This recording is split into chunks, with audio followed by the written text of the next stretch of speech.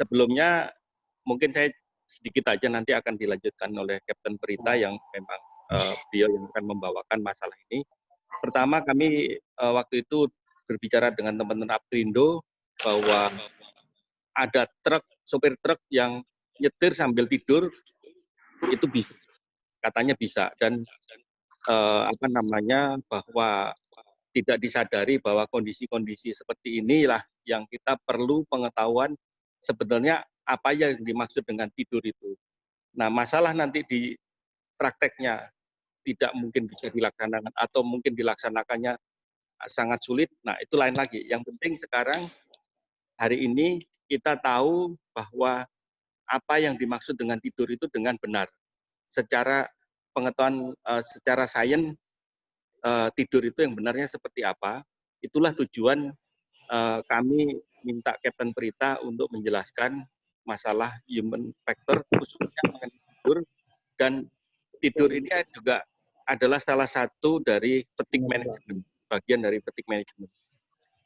Nah, kita tahu bahwa dari teman-teman Aprindo menyampaikan bahwa untuk menjaga tidurnya secara benar, kadang-kadang di lapangan sangat sulit, terutama ketika mengambil barang di pabrik, supirnya harus ngantri, dan itu juga mungkin bisa memakan waktu antara 2 jam sampai 24 jam untuk nunggu dimuatin di pabrik, dan itu juga supirnya tidak bisa beristirahat. Nah, juga di tempat istirahat rest area, ketika truknya jalan, supir dan truknya bekerja. Ketika di rest area, truknya istirahat, supirnya tetap bekerja karena jaga truknya supaya nggak dicuri orang. Nah, ini yang juga menjadi concern kita semua, bahwa tujuan hari ini bagaimana kita memahami masalah tidur itu dengan secara benar. Nanti problem yang seperti bagaimana proses pengangkutan dan bagaimana pemerintah juga mengawasi masalah tidur, karena masalah tidur ini tidak lepas dari yang sudah diatur di dalam Undang-Undang 13 dari Depnaker, bahwa orang secara teoritiknya, secara aturannya bekerja maksimum 160 jam per bulan, 40 jam per minggu. Nah, itu aturan basicnya. Tapi kita tahu kalau diaplikasikan di kendaraan, di truk maupun di bis, angkutan transportasi, hal ini sangat sulit, kecuali hanya di moda transportasi udara yang sudah dengan baik termonitor dan diawasi dengan ketat. Nah, nanti ada beberapa topik yang saya janjikan kepada Mbak Ratna untuk ke depan kita akan sharing knowledge melalui Zoom meeting ataupun melalui media-media yang lain ataupun secara face to face. Jadi pada kesempatan ini kami harap sharing kami dari KNKT bisa bermanfaat bagi semuanya, dan saya ucapkan sekali lagi terima kasih dari Truk Magazine, dari tempatnya Mbak Ratna memfasilitasi kita untuk bisa sharing knowledge. Mudah-mudahan ini bisa bermanfaat bagi kita semua. Terima kasih. Wassalamualaikum warahmatullahi wabarakatuh. Waalaikumsalam. Terima kasih Pak Sis. Warahmatullahi wabarakatuh. Baik, kita langsung saja ke acara pelatihan online ini. Saya serahkan kepada Bapak Kapten Prita, bisa mulai training. Terima kasih Bu Ratna. Selamat pagi rekan-rekan semua, Bapak Ibu yang terhormat, Pak Yanto dan juga Bu Ratna dari Putra Trans Raja Wali dan Truk Magazine. Ya, seperti yang disampaikan oleh Pak Ketua, hari ini kita mau sharing knowledge ya yang bisa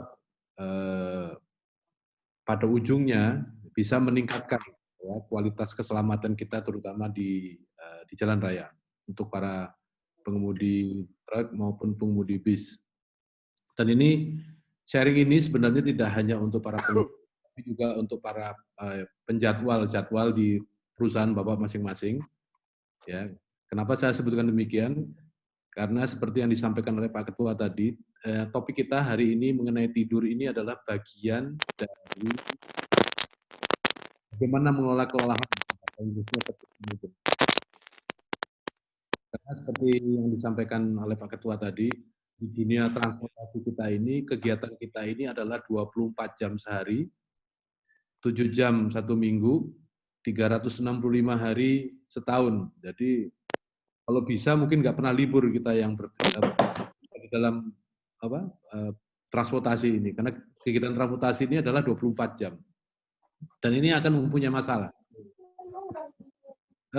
Topik mengenai tidur ini, sebenarnya orang mikir tidur kok dipermasalahkan, kenapa ya? Memang ini hal yang sudah natural ya, sudah semua orang tahu. Bahkan mungkin nggak perlu dibahas lebih lanjut karena ya semua orang pasti tidur gitu.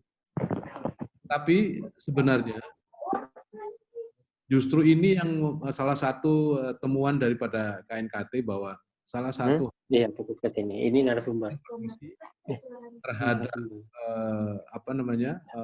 turunnya kewaspadaan waktu mengemudi ini adalah berhubungan dengan bagaimana tidur itu direncanakan, sebenarnya katanya begitu.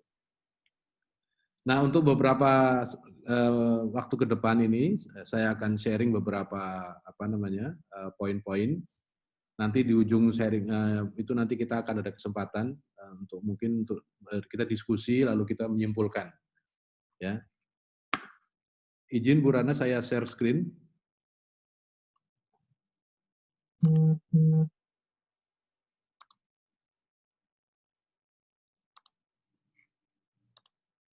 Bu Ratna, suara di mute. Saya boleh share screen punya saya?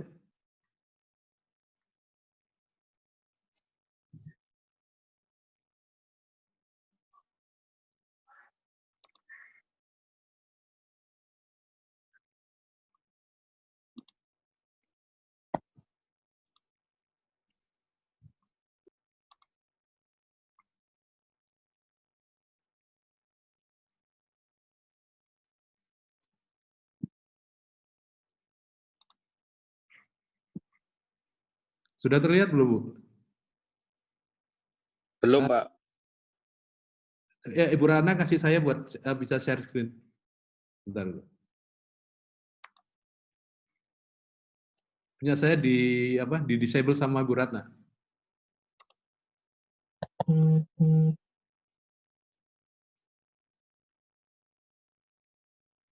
Mohon maaf, teman-teman.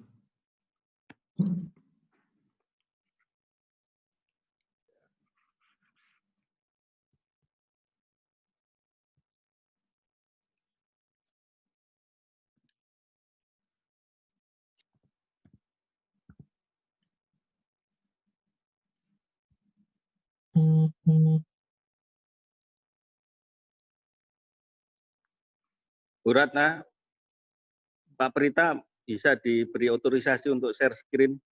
Ya.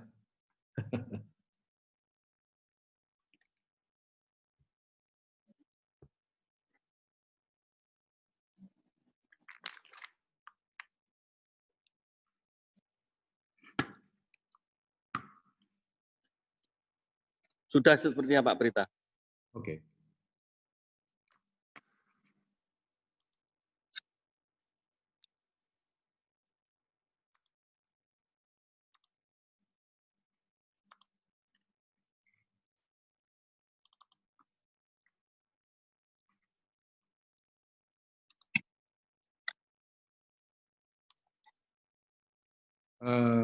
Baik, rekan-rekan semua, seperti yang disampaikan tadi, maka pertemuan kita sekarang ini kita mengupas sedikit mengenai apa pentingnya itu tidur.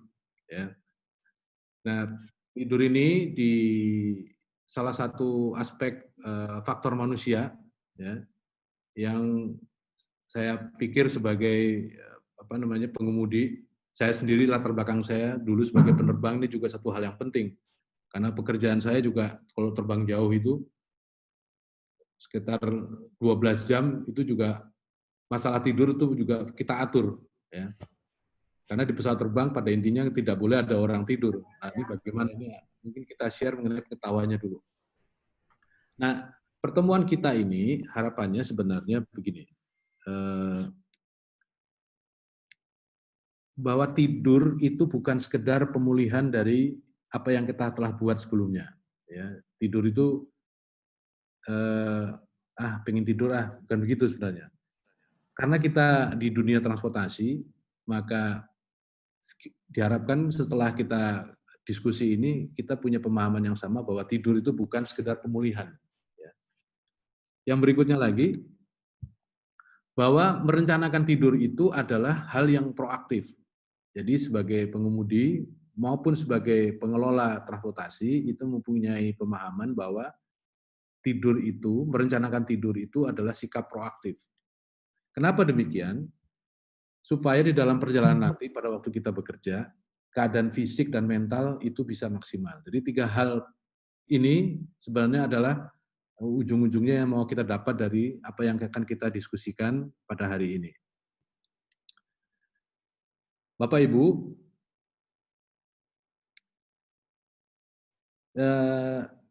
apa itu tidur? Ya, pertanyaan yang sangat lumrah sekali. Ya.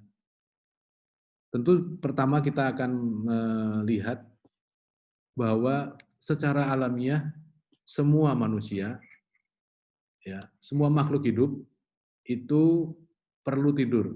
Nah, itu gitu. Perlu tidur. Semua makhluk hidup.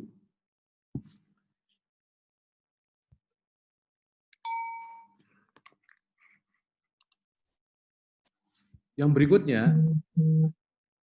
tidur itu adalah keadaan berkurangnya kesadaran yang secara alamiah karena pada diri kita terjadi perubahan fisiologis pada tubuh kita dan pada otak. Nah, ini nih yang perlu kita pahami sekarang.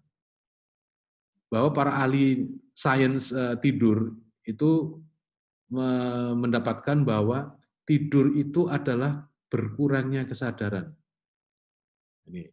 Jadi tidur bukan totali nggak sadar, tetapi menurunnya atau berkurangnya kesadaran karena ada perubahan fisiologis pada tubuh dan otak. Ini sangat penting sekali ini kita tahu. Kenapa demikian? Karena perubahan itu diperlukan untuk memulihkan kembali fungsi dan mengganti bagian tubuh dan otak yang aus. Ini sangat signifikan sekali.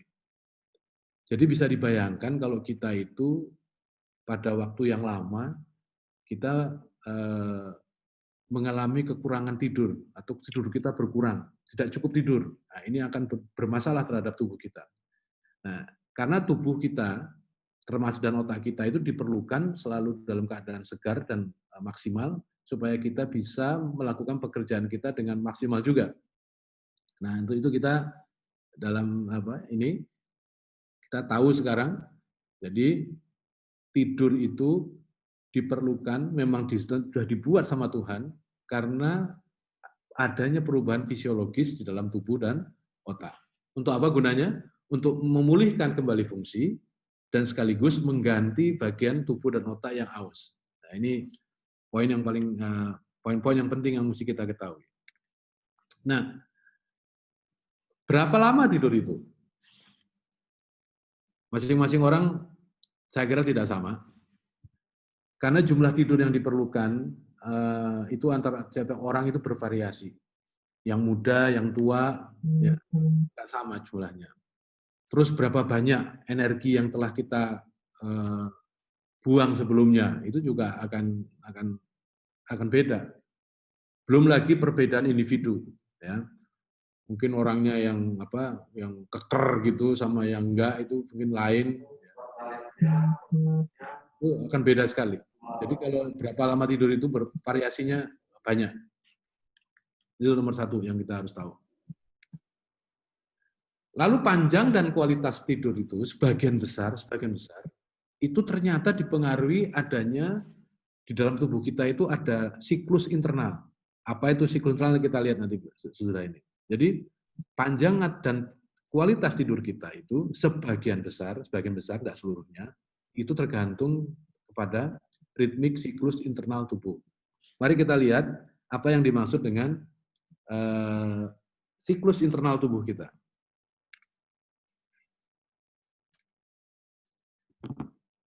Para ilmuwan mengatakan bahwa siklus internal di tubuh kita itu adalah siklus yang tetap berlangsung selama 24 jam. Sebenarnya bukan 24 jam, 25 jam. Tapi secara umum disebutkan selama 24 jam. Nah, namanya siklus proses fisiologis. Apa saja itu? Proses ini... Terima kasih Pak Gugus. Terima kasih Pak Suryo atas sharingannya yang hari ini. Pada prinsipnya sih kita itu memang kondisinya di lapangan ini harus sering berhadapan dengan orang-orang yang bukan di lingkungan kerja kita juga. Ini ada yang masuk? Pengalaman yang saya share, halo? Halo Pak? Ya. Halo Pak? Ya, loh. Ya. Saya lanjutkan ya. Bu Ratna, ini ada yang masuk ke sini. Nah, ya, terima kasih. Pak John di mute. Oke. Baik, saya ulangi lagi. Proses fisiologis ini dikontrol oleh otak. Mari kita lihat siklusnya apa aja. Pertama, siklus mengenai suhu tubuh. Lalu ada lagi tekanan darah, denyut jantung, ketajaman indera kita, ya. Output kelenjar adrenal, jadi hormon-hormon kita. Kemudian tingkat neurotransmisi otak, ya. Jadi siklus itu macam-macam, dan enggak cuma ini aja, masih banyak lagi. Suhu tubuh, kalau pagi biasanya tubuh kita cenderung lebih dingin daripada kalau sore. Tekanan darah kita kalau bangun pagi cenderung lebih rendah daripada nanti kalau kita sudah siang misalnya. Denyut jantung, ketajaman indera, ya gitu.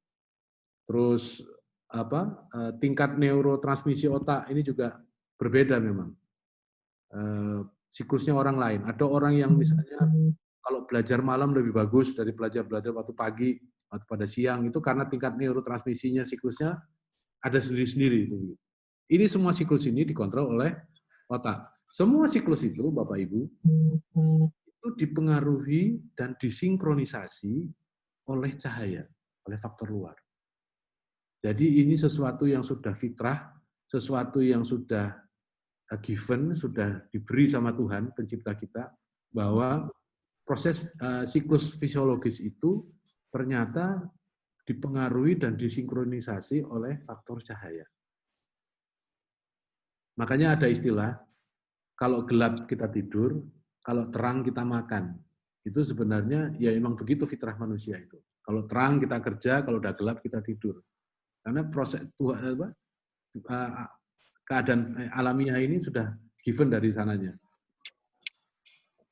Nah ini kenapa ada faktor cahaya ini? Itu jadi bermasalah terutama bagi kita yang bekerja di transportasi di malam hari. Ingat malam hari itu waktunya memang sebenarnya waktu kita fitrah itu kita tidur. Tetapi bagaimana kita mesti bekerja. Dan bekerja kita juga nggak normal juga.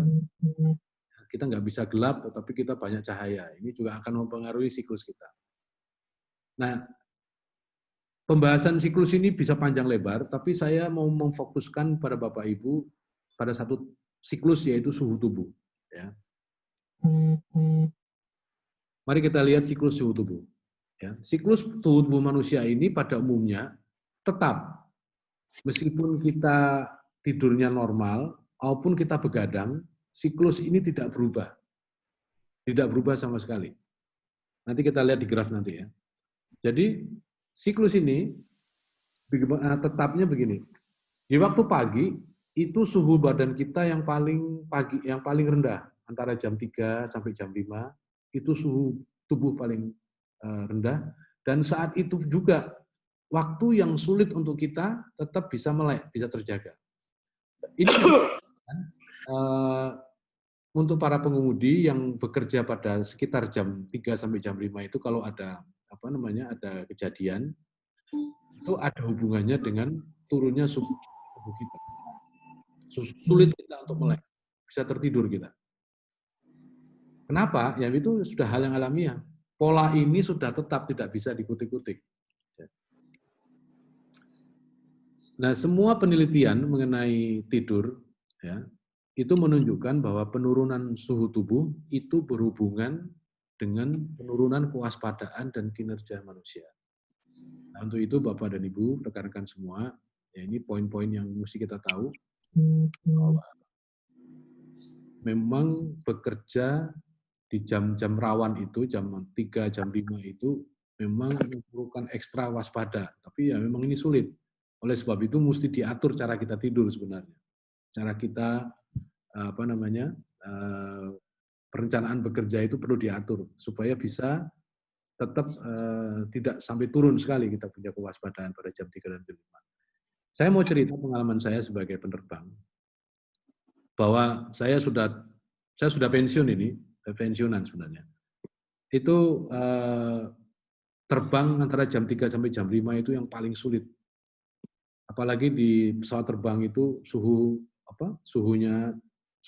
dan kadar oksigennya itu tidak sama dengan di permukaan bumi ya. Jadi kalau sudah jam 3, jam 5 itu kita berjuang mati-matian memang itu untuk bisa melek. Padahal kita mesti fokus. Nah ini saya rasakan dan itu tidak mudah.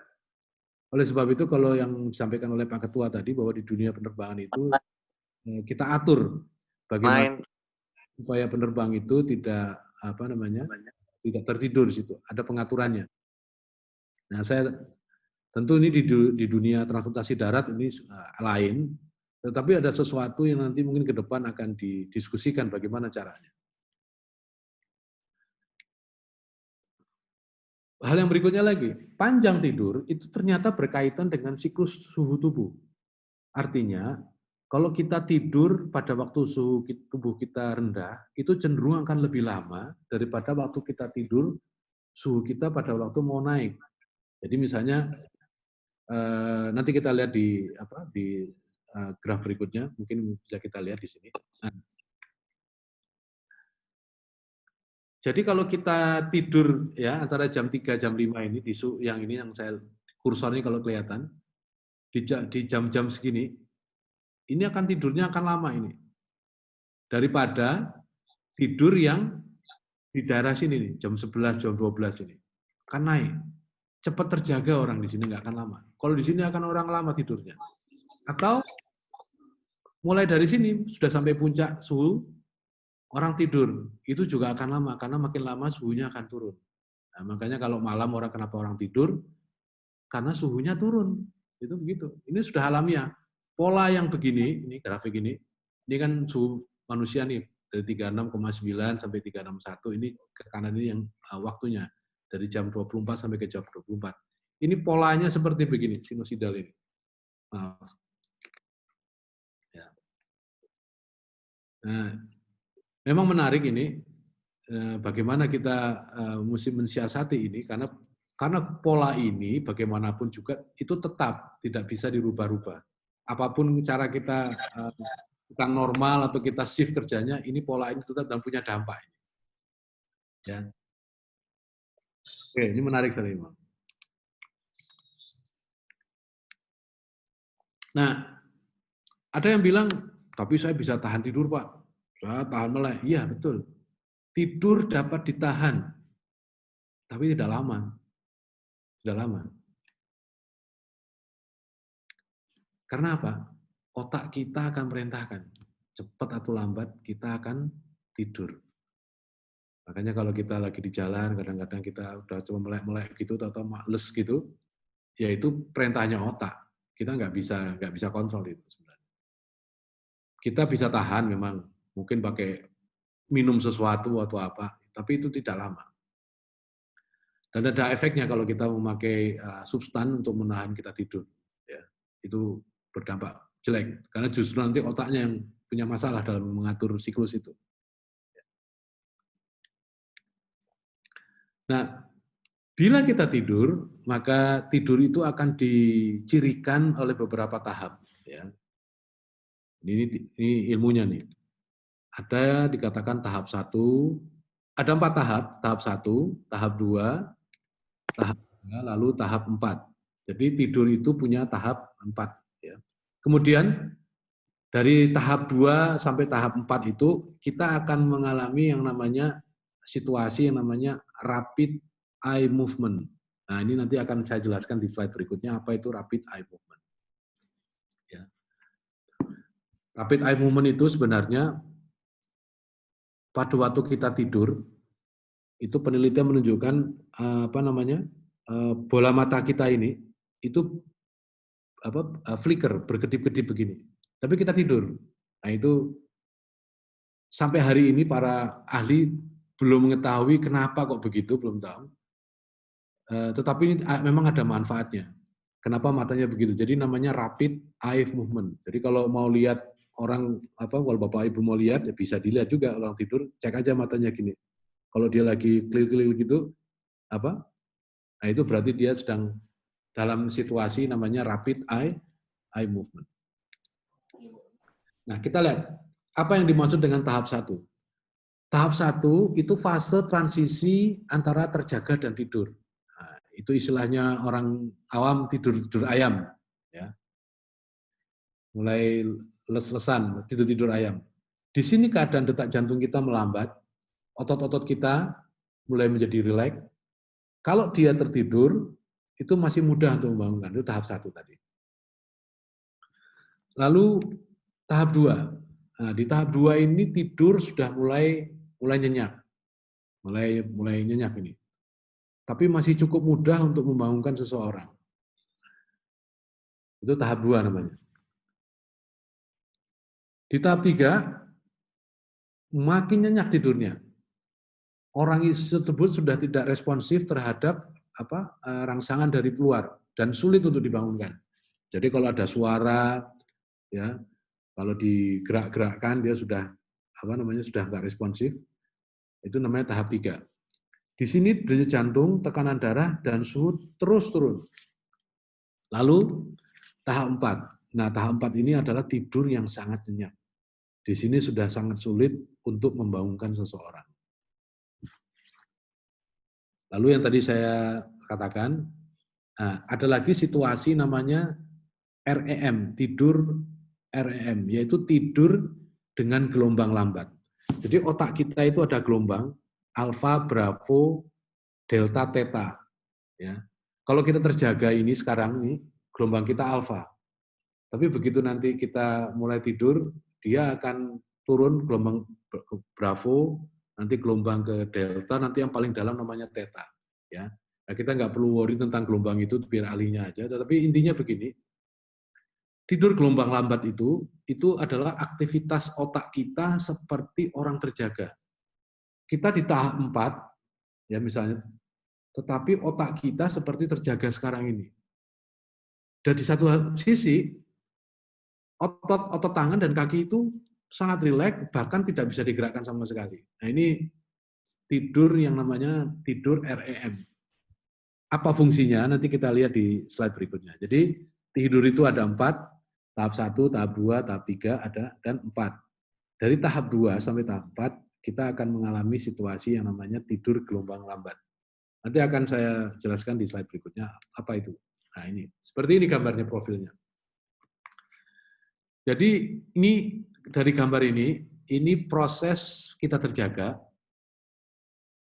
Kemudian tahap 1 sampai 4, kemudian dari kiri ke kanan ini adalah panjangnya tidur. Di sini dibikin 8 jam karena menurut penelitian sampai hari ini kesepakatan orang perlu tidur dalam sehari itu adalah 8 jam.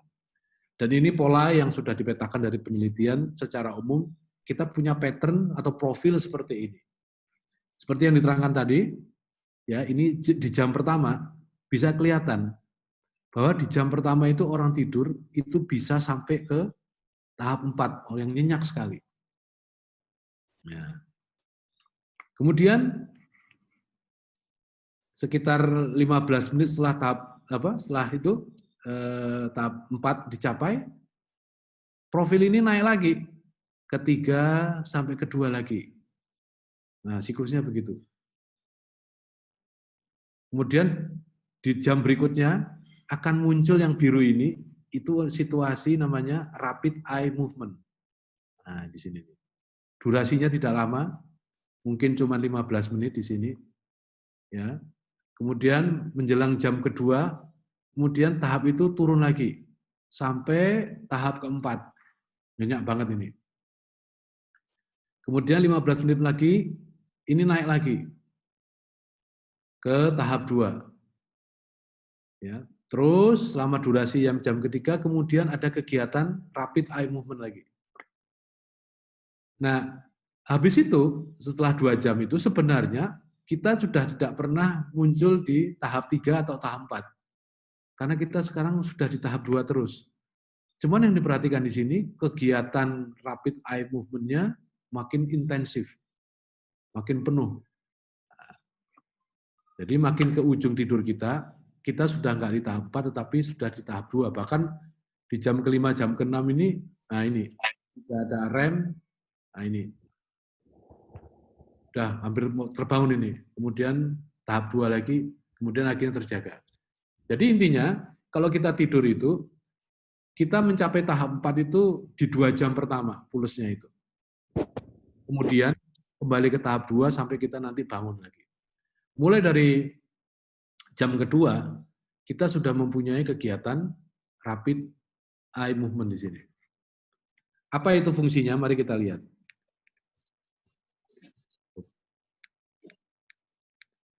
Nah, tahap 1 sampai tahap 4 itu sekarang kita sebutnya sebagai tidur yang non-REM, NRM, ya, karena itu. 2 dan 4 itu tidur yang ada RM tadi, tidur dengan gelombang lambat. Nah, ini mempunyai fungsi dengan pemulihan tubuh. Tahap 2 dan 4 ini. Ya. Sementara kegiatan REM itu membantu untuk penguatan dan penyusunan memori otak. Jadi ini penting sekali. Jadi kalau Bapak Ibu masih ingat gambar yang barusan, jadi selama kita tidur itu ternyata yang paling banyak, apa itu kegiatan apa? Kegiatan REM kita yang paling banyak, yaitu penguatan dan penyusunan memori otak. Menurut para ahli, tidur REM ini mempunyai kontribusi besar terhadap keseimbangan emosional dan humor yang baik. Nah, ini tadi penting. Ada yang bilang, saya tuh tidur 2 jam udah cukup. Iya, betul. Secara fisik, tubuh saya sudah nggak penat, ya sudah enak. Tapi ada yang satu, kita punya otak, itu masih belum selesai prosesnya. Nah, ini kalau berlanjut terus-menerus, kita punya masalah nanti. Orang yang selalu tidurnya cuma 2 jam, 3 jam itu, terus-menerus begitu, tanpa sempat dia pulih lama, punya kegiatan tidur REM yang baik, yang cukup, itu nanti akan punya masalah di belakang harinya itu. Nah, ini kita bisa lihat pentingnya tidur kita itu bagaimana. Nah, hasil eksperimen, seseorang yang kurang tidur itu akan menunjukkan bahwa bila kehilangan tahap tidur,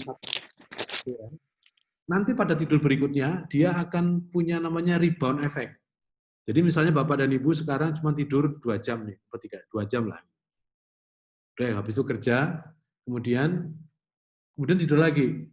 Itu sebenarnya otak akan memprogram membayar kekurangan itu tadi. Jadi Bapak nggak bilang, aku kemarin kurang tidur lah, aku tak tidur lama, enggak usah. Otak akan segera membayar secara otomatis. Nah, ini hebatnya Tuhan kalau bikin sistem begitu tuh. Si otak itu punya namanya sistem namanya rebound effect, yaitu akan bayar utangnya tidur. Jadi kalau kita kurang tidur, pasti di tidur berikutnya utang itu akan dibayar sebenarnya. Kecuali kalau kita nggak mau bayar. Nah itu karena, wah tapi aku jam 4 aku mesti bangun, ya sudah. Utangnya numpuk terus itu. Nah ini menunjukkan bahwa kurang tidur itu memang harus dibayar. Nggak bisa kita nggak bayar. Karena itu nanti efeknya apa? Terutama terhadap ini tadi, pengorganisasian otak kita, yaitu berhubungan dengan bagaimana kita buat keputusan, kita bisa waspada, kita atensi, kita bisa fokus, itu kita akan berkurang karena otak kita nggak sempat difrag. Jadi kalau teman-teman saya itu mengatakan waktu tidur REM, itu otak kita sedang difrag, ya, dikonstruk ulang gitu, disusun lagi. Dan untuk nyusun itu perlu waktu yang lama. Kalau kita lihat tadi tidur yang dari 8 jam itu 2 jam untuk tubuh, yang sisanya itu Yang 5 jam itu justru untuk otak. Jadi kita bisa lihat penting banget itu. Jadi bagaimana bahwa tidur itu mesti komplit siklusnya. Ada tidur yang non-REM dan tidur yang REM juga, REM. Nah ini kita jadi tahu sekarang. Karena ingat, orang yang sudah tidur pules, kemudian dia naik kedua dibangunkan, dia akan enak badannya karena sudah pules. Nah itu, tapi jangan lupa dia masih punya utang untuk merestorasi fungsi otaknya kembali. Itu yang kita harus tahu mengenai tidur ini tadi. Oke, nah ini menarik. Selain yang tahap 1 sampai 4 tadi, ada jenis tidur yang lainnya lagi. Nah ini alasan-alasan kenapa di jalan raya, terutama di jalan tol itu dibangun namanya rest area. Atau kemudian ada spanduk, kalau mengantuk istirahat. Nah itu gitu. Ini karena ini. Istilahnya namanya naps. Ya. Apa nih? Kalau bahasa Indonesia saya belum nemu naps ini apa. Tapi itu kalau saya gini, nap itu tidur yang singkat dan pada saat kita inginkan sebenarnya. Singkat waktunya. Berapa singkat? Paling lama 20 ya, 30 menit, paling lama 30 menit. Tapi minimal 10 menit. Nah, ini yang dilakukan di dunia penerbangan untuk kita bisa mengatasi masalah tidur kita. Ya. Itu namanya nap. Nap itu bukan tidur, tapi ini fungsinya. Tidak bisa menggantikan tidur tadi, non-REM sama yang REM tadi. Itu bukan tidur, namanya nap. Fungsinya cuma ini aja, untuk memulihkan tingkat kewaspadaan. Jadi kalau kita di perjalanan dari Jakarta ke Surabaya, kita tidur mungkin di Cirebon sebentar 20 menit, itu tidak bisa menggantikan 8 jam tidur kita nanti di Surabaya, nggak bisa. Ya. Karena ini hanya untuk memulihkan tingkat kewaspadaan. Seandainya kita waktu nap itu lebih daripada waktu 30 menit, ya itu tadi yang tidur kita tahap 1, tahap 2 itu, sempat dia sampai 1 jam misalnya, sampai tahap 4, itu kalau orang dibangunkan, yang sudah tidur pules, itu biasanya akan grogi itu. Kalau orang Jawa bilang leng-lengan nih, mau konsentrasi nih lagi ngapain di mana nih, susah ini. Makanya tidur ini nggak lama, naps. Persoalannya begini, ini hanya punya manfaat bagi yang biasa melakukan ini. Bagi yang nggak biasa ini agak sulit, makanya ini perlu dibiasakan. Tidur seperti ini. Kita berencanakan nanti kapan saya mau tidur sebentar supaya saya pulih kewaspadaan saya. Ini namanya naps.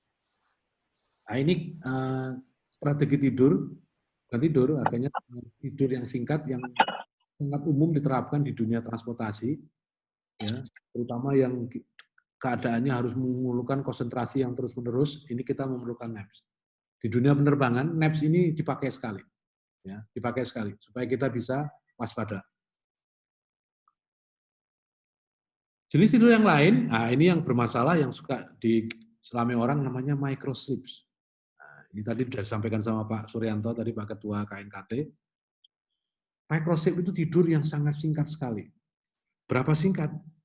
Dari sepersekian detik, 2-3 detik. Sangat singkat sekali. Ini terjadi karena biasanya kita dalam kondisi kelelahan. Ingat, ini tadi, otak itu tidak bisa kita lawan. Ya, jadi kalau sudah perintah tidur, ya leher kita patah, tidur kita. Ya.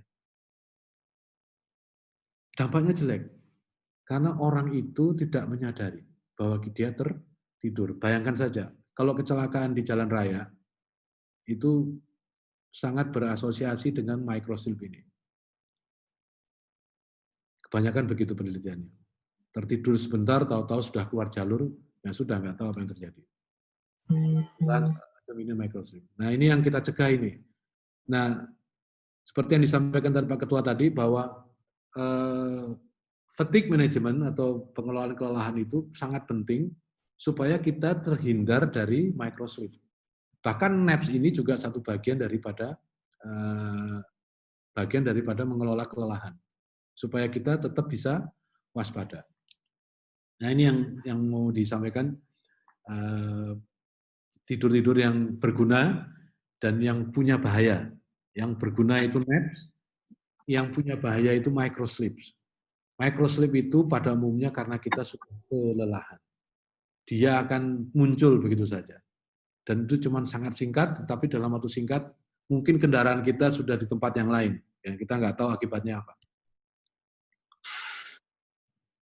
Nah, itu akhirnya kita melihat bahwa ternyata tidur itu untuk pekerjaan seperti kita ini perlu direncanakan. Perlu direncanakan. Bagaimana itu? Nah, perencanaan tidur itu memang faktor yang kritis. Mau berapa lama dan berapa lama kita terjaga. Kita semua punya jadwal, kita punya shift, ya. Nah, itu memang bukan hal yang mudah memang. Tapi mulai kita rencanakan. Seperti yang kita lihat, bahwa lama tidur itu terkait dengan siklus suhu tubuh. Nah, ini penting. Nah, paling enak merencanakan tidur itu pada waktu dekat dengan puncak suhu atau ketika suhu mulai turun. Nah, karena ini akan segar daripada tidur pada waktu tubuh yang meningkat. Jadi kalau tidur di jam 10 pagi, oke, saya mau tidur jam 10 pagi, itu nggak akan lama tidurnya. Ya, nggak akan segar kalau kita bangun. Itu begitu. Itu punya dampak. Misalnya kita punya shift, sampainya kita nanti jam 8. Langsung kita tidur. Masih nggak dingin. Tapi kemudian suhu tubuh kita naik. Paling nanti kita terjaga jam 2, jam 3 itu sebenarnya kayaknya lama, tapi sebenarnya nggak segar tubuh badan.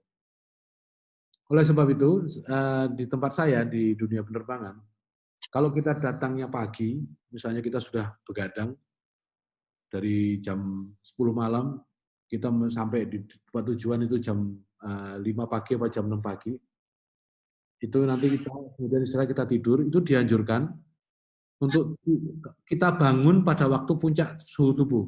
Jadi jam 12, jam 1 bangun. Kemudian beraktivitas seperti normal, kemudian nanti pada waktu malam kita tidur lagi. Nah, itu bisa. Itu nanti akan recover semua, akan segar semuanya. Tetapi ini tidak mudah, itu kan di dunia penerbangan. Di dunia transportasi darat itu mungkin lain, karena mungkin orang tidur 8 jam, plus 8 jam kita suruh kerja lagi. Nah, ini juga akan punya masalah ini. Karena begini, kalau kita punya kesempatan tidur pada waktu suhu turun, dan itu umumnya pada waktu malam, itu akan lebih baik sebenarnya begitu. Makanya perlu direncanakan penjadwalan kita. Seseorang yang berusaha mulai tidur pada waktu suhu meningkat akan sulit untuk dapat tidur, dan kalau dia pun terbangun jangkanya relatif singkat, itu poinnya itu. Jadi kapan kita tidur? Pada waktu suhu kita dekat puncak atau pada waktu suhu kita sudah mulai turun. Ini kuncinya itu. Kapan? Nanti akan kita diskusikan bagaimana kita merencanakan itu. Tentunya begitu nanti. Nah, yang terakhir dari saya ini, yang penting juga. Mendapat manfaat yang terbaik dari tidur itu bagaimana? Macam-macam, ya kita mungkin sudah banyak dengar mungkin ada relaksasi, ya sudah dengar musik, ya pokoknya bikin rileks sebelumnya, atau mungkin ada olahraga ringan, ya. Tapi yang penting ini, bahwa tidur yang paling terbaik itu bila dilakukan di malam hari. Ini berdampak nanti kepada penjadwalan kita, bagaimana kita menjadwal. Kapan orang itu diberikan, misalnya kalau habis kerja shift, mendapatkan tidur malam sebenarnya, itu fungsinya itu. Tempat tidur kita diusahakan dibuat gelap. Ya, kalau toh nggak bisa, seminimal mungkin. Ya. Dan ada satu lagi nih yang saya pesan, jangan ada cahaya blue light. Cahaya blue light itu cahaya dari kita punya gadget loh Pak. Dari TV, pokoknya dari screen, itu semua blue light, itu efeknya jelek sekali. Ya. Kalau ada cahaya, usahakan cahaya yang kuning. Yang blue light, yang berasal dari screen, dari handphone, dari tablet, dari TV, itu semua itu nggak baik itu semuanya. Jadi kalau bisa gelap. Kenapa? Bila dilakukan di malam hari, bila dilakukan pada keadaan yang gelap. Nah, ini ada satu yang terjadi yang diberikan oleh Tuhan. Namanya, ada orang namanya menamakan hormon Dracula. Namanya ilmiahnya hormon melatonin. Nah, hormon melatonin ini oleh Tuhan sudah didesain. Tidak akan muncul di siang hari. Munculnya cuma di malam hari. Dari jam berapa? Ini penelitian. Dari jam 9 dan selama 12 jam hormon itu ada sampai jam 9 pagi. Nah, ini penting sekali, Bapak Ibu semuanya. Karena manfaatnya itu apa? Banyak. Menjaga kesehatan jantung dan kestabilan tekanan darah. Punya efek antioksidan dan anti peradangan. Menurunkan risiko kanker. Mencegah penyakit generatif otak. Mencegah depresi. Menjaga keteraturan dan stabilitas metabolisme tubuh. Dan sekaligus juga mengatur pola tidur dan masih banyak yang lain. Ini namanya hormon melatonin. Ada yang bertanya, bisa secara dibuat nggak? Bisa, ada obatnya melatonin. Ada, tapi itu efektivitasnya terbatas. Jadi kita bisa meniru mendapat hormon melatonin, kita minum pil melatonin namanya. Itu pakai resep dokter. Ya, tapi itu efeknya terbatas. Nah, dari ini kita bisa lihat bahwa salah satu namanya efek kelelahan itu bisa kita cegah apabila di penjadwalan kita itu dimungkinkan disempatkan adanya tidur malam. Karena ini mendapatkan hormon melatonin. Adanya di dalam kelenjar otak kita nih. Dia akan keluar pada waktu malam hari. Demikian Bapak dan Ibu mengenai tidur ini, ya. Ini slide saya yang terakhir. Karena berikutnya ini akan saya buka sesuai dengan waktu yang ada mengenai kita diskusi dan menyimpulkan. Silakan. Barangkali ada yang mau bertanya atau mau bertanya lebih lanjut, silakan. Baik. Terima kasih Pak Prita. Ini sudah ada beberapa pertanyaan yang masuk ya, ada di ruang chat. Mungkin saya akan bacakan satu persatu dulu. Ada pertanyaan dari Pak Jackson. Kalau kebiasaan tidur mulai antara jam 1 sampai jam 2 pagi, apakah ada efeknya bagi kesehatan? Bisa langsung dijawab, Bapak? Ya, kalau kebiasaan jam 1, jam 2, ingat, itu memang tidur pada waktu suhu turun. Memang baik semuanya. Ya. Yang penting tidur itu sebenarnya punya tadi siklus yang komplit. Ya Bapak Johnson tadi, kita punya tahap 1 sampai 4 dan kita punya kesempatan untuk punya situasi REM. Jadi tidur di jam 1 malam, jam 2 pagi itu memang tidur pada waktu suhu tubuh sedang turun-turunnya. Itu waktu yang enak memang. Dan biasanya tidurnya akan lama. Menjadi persoalan kalau Bapak tidurnya, bangunnya cepat. Itu dikhawatirkan nanti Bapak tidak mendapat kesempatan yang maksimal oleh tadi rapid eye movement tadi di tidur kita.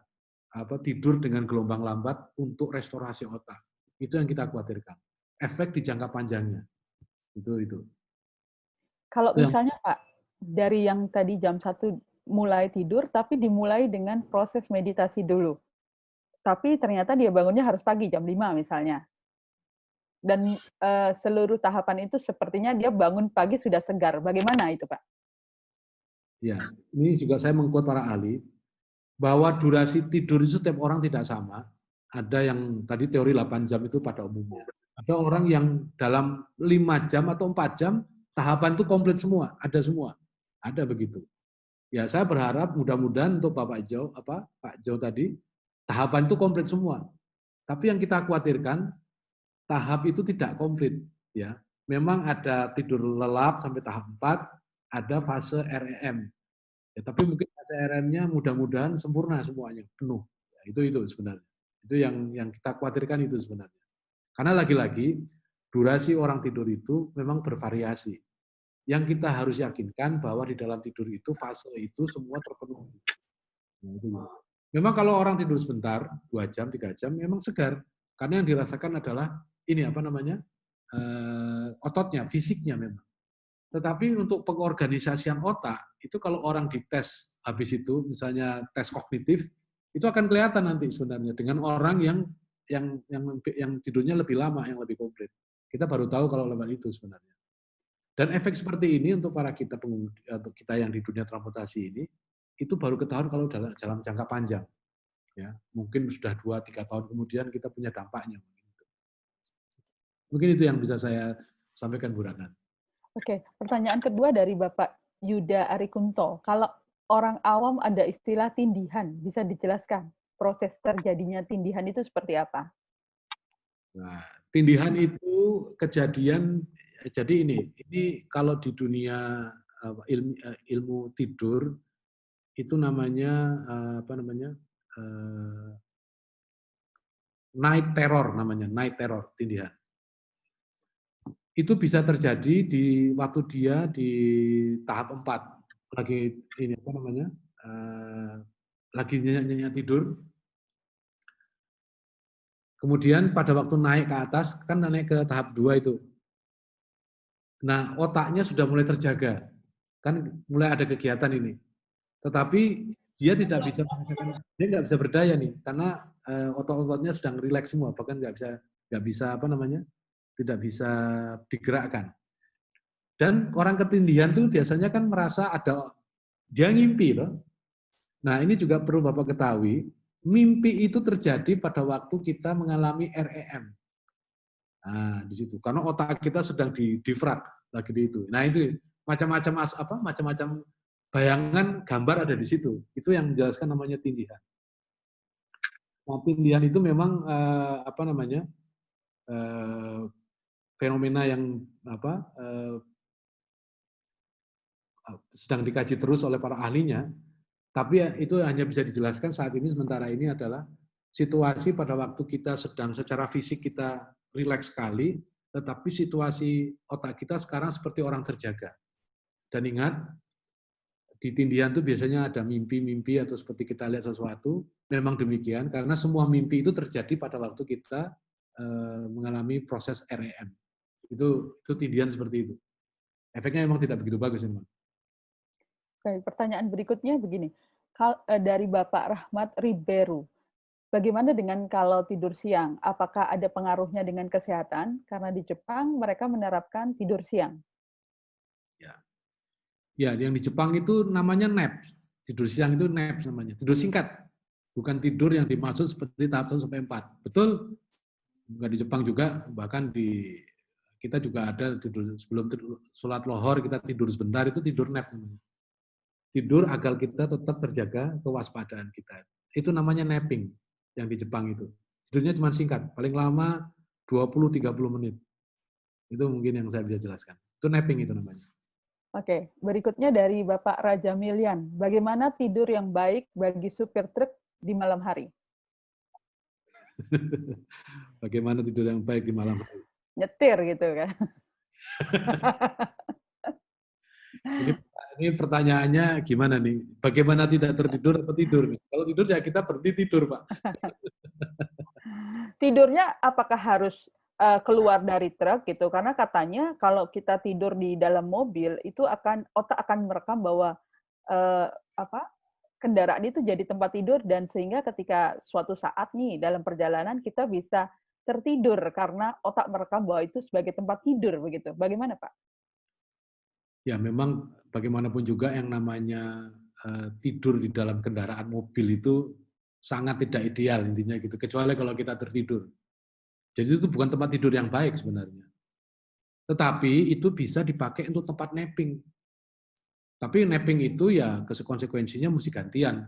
Kalau dia sendirian nggak mungkin napping, kecuali kalau dia berhenti di pinggir jalan, dia tidur dan mudah-mudahan ada yang bangunin gitu. Karena kalau napping itu prinsipnya harus lebih dari satu, karena yang satunya fungsinya untuk membangunkan. Nah, membangun lagi gantian. Jadi memang satu lagi, yang penting ini, di pesawat, kokpit itu bukan tempat tidur yang baik. Bukan, itu tempat kerja, bukan tempat tidur. Tapi kita bisa tertidur di tempat kerja, iya betul. Kedua, kalau mau dipakai tidur, itu hanya untuk napping. tidur hanya untuk memulihkan tingkat kewaspadaan. Jadi misalnya begini, saya dari Surabaya mau ke Jakarta nih.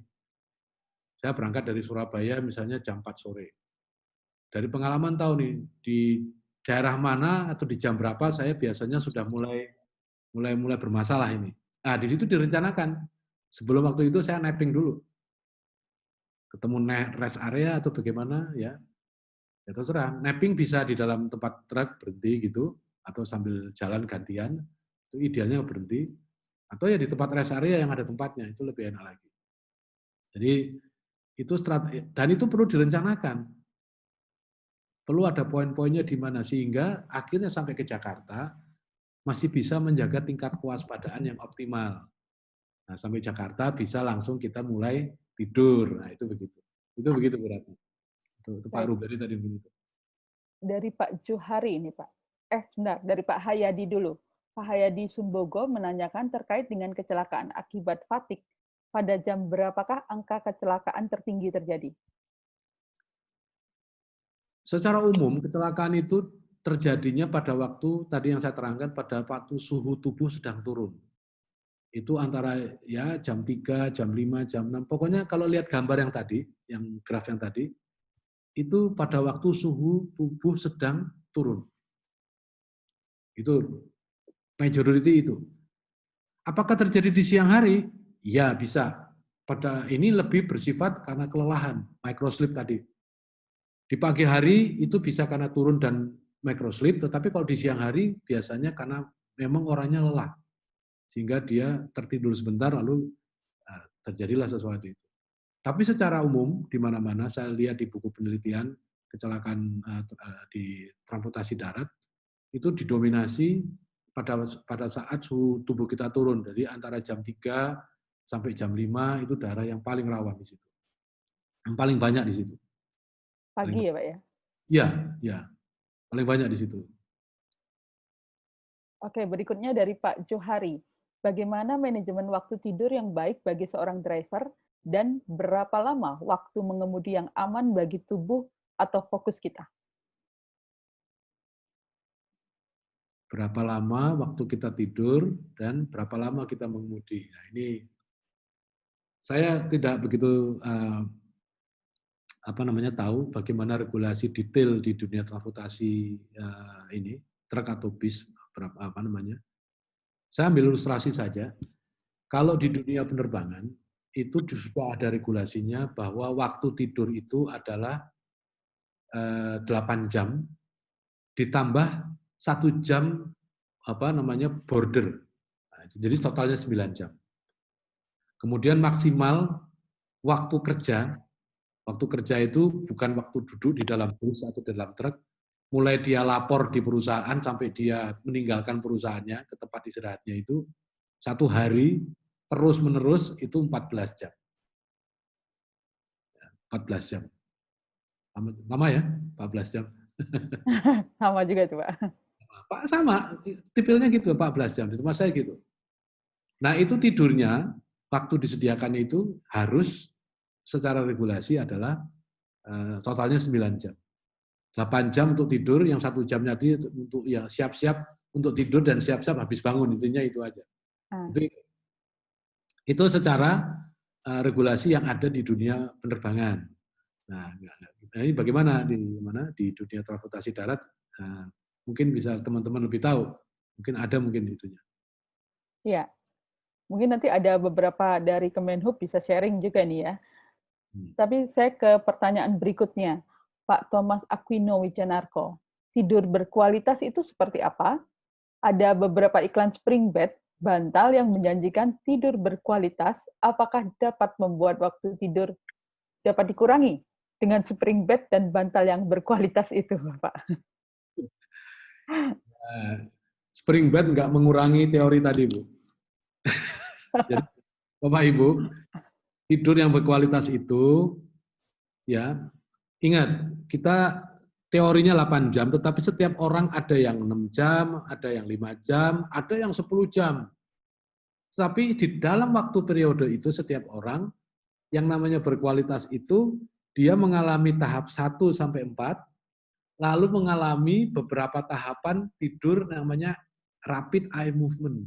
Nah, jadi ada pemulihan tubuh, ada restorasi untuk otak kita. Nah, itu namanya tidur yang berkualitas. Itu begitu. Itu ceritanya. Jadi kalau itu, ya itu faktor ini aja, biar kita lebih nyaman sebenarnya. Tapi kalau cuma 2 jam, ya nggak ada manfaatnya saya bilang. Tapi benar juga ya Pak ya, sebenarnya kasur nggak begitu penting ya. Karena saya pernah tertidur di belakang panggung dengan sound system 100.000 watt karena saking capeknya ngurus acara itu. Oke, pertanyaan berikutnya. Dari Pak Thomas Aquino, apakah setiap saat bisa dilakukan naps? Kapan naps tidak dapat dilakukan? Nah, ini pertanyaan menarik. Kapan naps? Jadi setiap orang sebenarnya tahu nih, di jam berapa dia mulai kritis. Yang tahu dia sebenarnya. Makanya direncanakan buat dia. Oke, mulai rute saya nih dari Banyuwangi, mungkin mau sampai ke Denpasar gitu. Gimana saya nap ya enaknya ya? Napnya saya pada waktu di kapal, waktu nyebrang, apa nanti kalau udah sampai kita nyebrang sampai di mana di Gilimanuk, saya nap sebentar, baru saya nanti jalan sampai kota Denpasar misalnya begitu. Itu yang tahu cuma dia sebenarnya. Itu. Jadi nap ini memang individual banget. Yang tahu dia, kapan dia mulai kritis, kapan dia sudah mulai nggak fokus, di situ dia tahu. Aku biasanya kalau sudah 4 jam, 5 jam nih, aku perlu nap deh. Nah itu, pakailah nap itu. Kalau di jalan, cari yang paling dekat rest area mana, kalau nggak ada, kalau di dalam mobil ganti, ya kita tidur sebentar ya. 20 menit, 30 menit. Nah itu begitu. Itu Bu Rana, cara strateginya begitu. Jadi kita harus mengevaluasi diri sendiri soal itu ya Pak ya? Betul, mapping itu strategi individu. Kita pakai betul. Yang tahu cuman kita. Nggak bisa diatur oleh manajemen. Cuman manajemen itu memberi ruangan untuk mapping. Nah, bagaimana menerapkan itu di transportasi darat supaya efektif, Pak? Kembali lagi, manajemen sebaiknya mengadakan training naps atau bagaimana ya? Ini pertanyaan juga dari Pak Khairul Anwar nih. Ya, napping itu nggak perlu training, tapi napping itu adalah suatu ruangan yang diberikan oleh perusahaan bahwa nanti kalau kamu kurang sepada, kamu istirahat loh. Jangan sampai enggak. Ada satu kebijakan di organisasi itu mengatakan napping itu strategi kita supaya kita sampai tujuan dengan selamat. Jadi namanya waktu perjalanan itu dibikin, mungkin dipredik lah, disepakati, nanti ada 2 kali napping, totalnya sejam, jadi tadi ditambah ini totalnya sekian jam. Nah, itu misalnya begitu. Nappingnya di mana tempatnya terserah, tapi peluangnya itu diciptakan, dibuat oleh organisasi. Itu gitu. Terserah individu yang mau taruh di mana. Oke. Itu kayak kalau lagi kita ikut seminar setelah jam makan siang itu perlu naps ya. Biasanya kan habis makan ngantuk tuh, Pak. Turun. Bukan. Beda itu ya. Ini pertanyaan berikutnya. Pada suhu ruang berapa yang baik untuk kesehatan dan kenyamanan? Ini mungkin untuk tidur ya, dari Bapak Ari Widiwibowo. Ya, temperatur yang nyaman itu ya jelas kalau kita di atas 30 derajat Celcius itu tidak nyaman. Tapi ya range-nya yang paling enak itu 22 derajat sampai 26 lah. Itulah, itu range yang enak buat tidur. Memang makin dingin, makin cepat tidur, makin cepat kita akan pules makin lama. Iya betul. Makanya ada orang yang suka dingin itu sebenarnya tubuh kita akan cepat lebih turun suhunya. Sebenarnya itu sebenarnya. Fungsinya AC lebih dingin itu ya? Ya, kalau nggak semakin jadi kedinginan banget gitu. Betul. Kalau kedinginan lagi nggak bisa juga memang. Karena suhu kita kan nggak bisa turun lagi. Segitu-segitu aja kalau nggak nyaman. Ya. Meteter kalau saya Pak ya. Meteter itu apa ya bahasa Indonesianya? Gemeteran. Oke, ini ada dari Pak Aloysius. Dengan meditasi 10-20 menit, apakah dapat menggantikan kekurangan tidur? Nah ini satu lagi, meditasi tidak bisa mengurangi kekurangan tidur. Meditasi itu mempercepat fase 1 ke fase 4. Tidak perlu 1 jam. Nah, ini triknya. meditasi itu membuat kita mendapat gelombang theta segera. Kalau orang biasa nggak pakai meditasi, tidur ayamnya lama sekali, bolak-balik itu. Nah, dapatnya susah gitu. Nah, meditasi mempercepat munculnya gelombang beta, delta, dan theta bahkan. Itulah meditasi. Cepat kita pulas. Tapi meditasi itu tidak bisa mengontrol namanya tidur, hanya mempercepat entry kita tidur pulas. Berarti juga tidak bisa menggantikan kekurangan tidur tersebut ya, Pak ya? Tidak. Meditasi. Tadi tidur itu harus ada tahapan yang 1, 2, 3, 4, dan di 1, 2, dan antara 2 dan 4 ada tidur REM. Udah, intinya itu aja. Oke. Ini dari Pak Eresa Hardian. Kalau di dunia penerbangan bisa, seharusnya di darat juga bisa kan Pak? Tinggal regulasinya seperti apa? Benar begitu Bapak? Ya, terlepas dari ada apa tidaknya regulasi sebenarnya. Jadi namanya organisasi itu kan dalam berusaha, dalam berbisnis kan maunya aman. Aman buat pelanggan, aman juga bagi pekerjanya.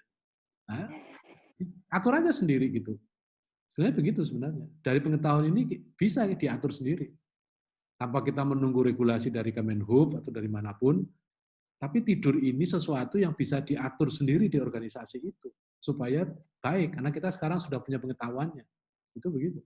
Menurut saya begitu. Jadi misalnya begini, ada orang pengemudi dari Solo sampai Jakarta. Dari Solo berangkatnya, misalnya jadwalnya Solo sampai Jakarta, sampai sana pagi jam 4. Tapi nanti jam 4 sore lagi balik lagi ke Solo. Kan gitu ya. Biasanya di jadwal begitu. Ya bisa begitu. Tapi ingat, nanti sampai Solo, dia nggak boleh lagi tidur lagi 8 jam, terus balik lagi Jakarta. Sampai di Solonya dikasih kesempatan dapat tidur malam. Nah, itu penjadwalan sebenarnya. Memang ini dampaknya adalah kebutuhan berapa banyak SDM. Memang iya.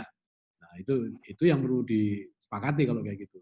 Tapi intinya begini, dalam kerja shift harus diupayakan adanya muncul tidur malam. Jadi saya punya shift pertama, saya nggak sempat tidur malam. Shift kedua juga nggak sempat. Shift yang berikutnya harus tidur malam. Nah, itu begitu. Harus tidur malam. Sehingga bisa dijaga lagi besoknya. Itu begitu. Nah, itu kuncinya itu aja sebenarnya. Tidur malam karena apa? Ada melatonin. Nah, ini penting sekali. Melatonin itu ya, yang kita buru dengan Dracula. tidur malam.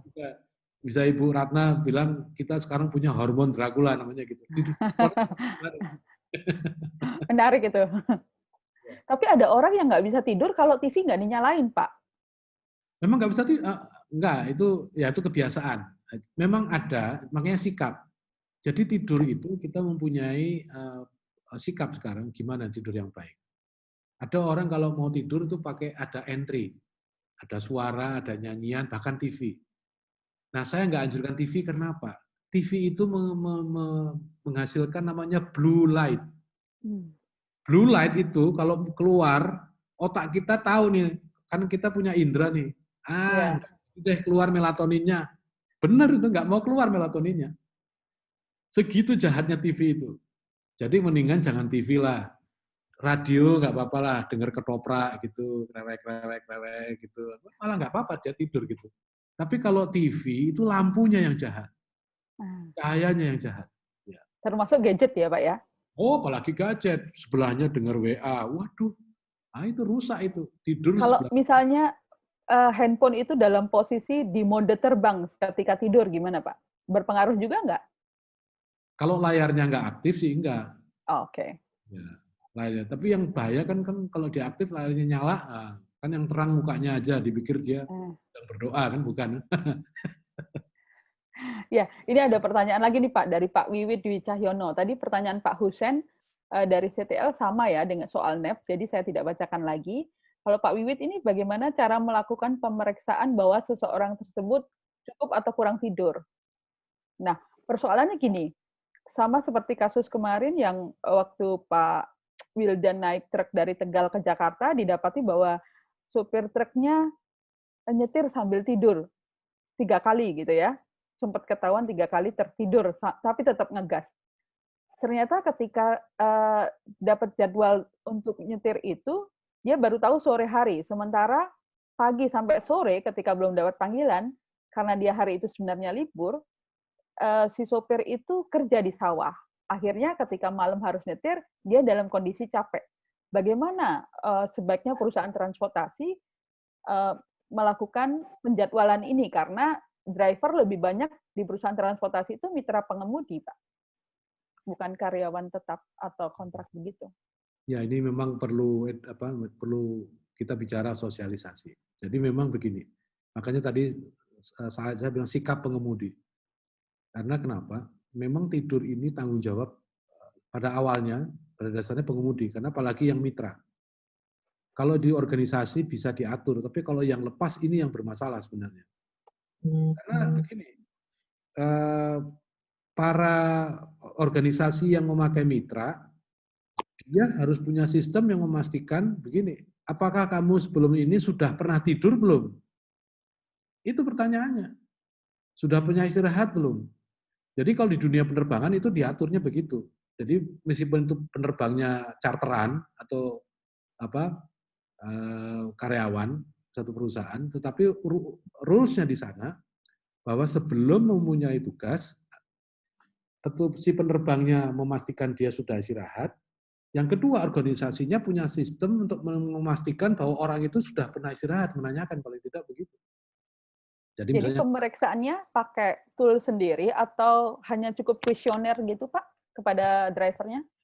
Sebenarnya kan pertanyaan, tidak ada toolsnya sampai hari ini. Artinya begini, Anda sebelum ini sudah istirahat? Nah, kan gitu. Sudah, Pak. Ya, tapi yang bisa tahu ya yang menjawab memang. Tapi kewajiban perusahaannya itu memastikan bahwa orang yang saya pekerjakan, dia sudah istirahat. Nah, orang lagi libur, disuruh kerja. Ini kita nggak tahu sebenarnya perusahaan ini, orang ini istirahat apa enggak.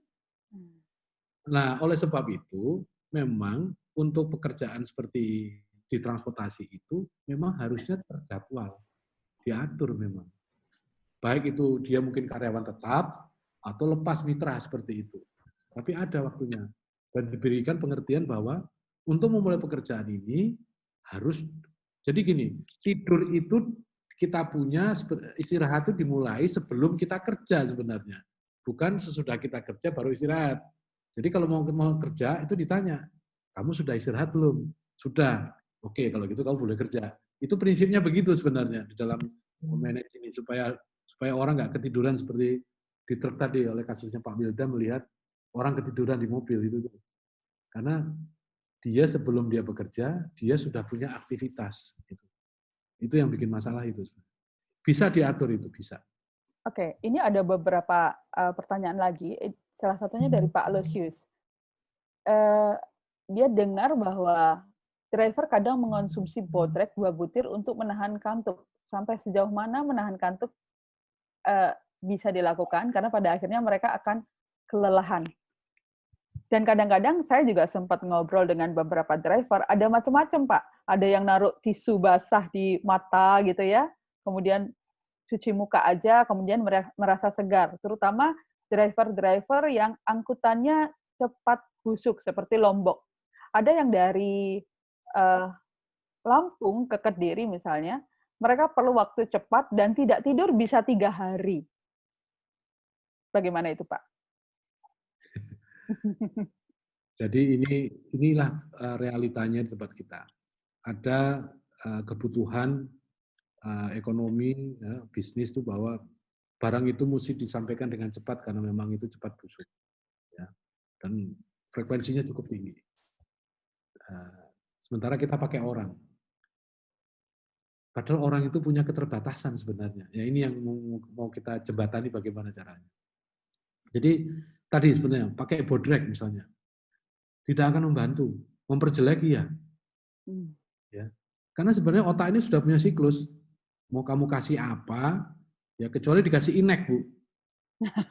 Nah, inek itu untuk justru merusak kontrolnya otak. Karena kontrolnya otak di bypass neurotransmitternya oleh inek itu. Jadi orang tuh nggak tahu, si otak tuh nggak tahu kapan orang nyuruh tidur. Itu kuncinya cuma itu. Jadi merusak kerja otak gitu ya? Ya, sebenarnya itu. Jadi mestinya dia waktunya lapar, nggak lapar.